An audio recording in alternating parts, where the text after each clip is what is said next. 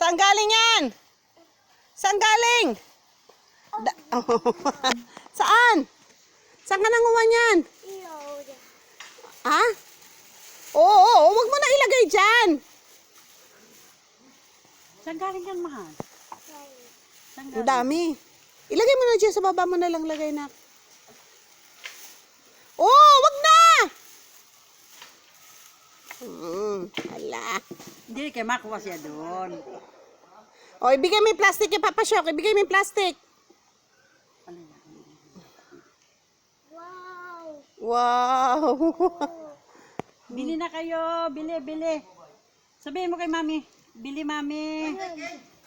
Babe, bigay mo yung plastic kay Papa Ano Syok. si Choco, payat-payat na sa kaiisip ng pera niya. Bebe, bili. Bigay mo yung plastic kay Papa Syok. Dali. Bigay mo yung plastic. Matamis talaga niyan. Ayun na nako, bigay mo yung plastic. Ayun. Ayun yung plastic. Bigay mo kay Papa Syok lalagyan. Oh. Ayun. Yung plastic na yan. Oh. Dali. Ayun na yan ang plastic. Yung plastic. Yan yung plastic. Yung plastic. Ayan. Dadan tayo. Bibili mo tayo ng bigas bago tayo pumasursugo. Baka dadaan yun mamaya. Wala na. Sarado na. Ano? Dali ko.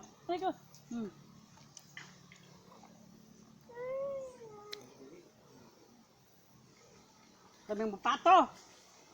Matabang pala noon pagtanghali na ang rambutan. Hindi yun mama. Kaya nagsasarado naman dito alas 6. Alas 5.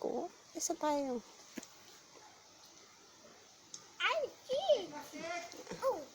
Be, yung plastic. Bigay mo na yan.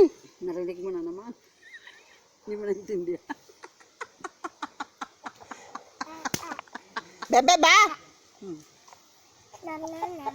Bigay mo yung plastic kay Papa Syok.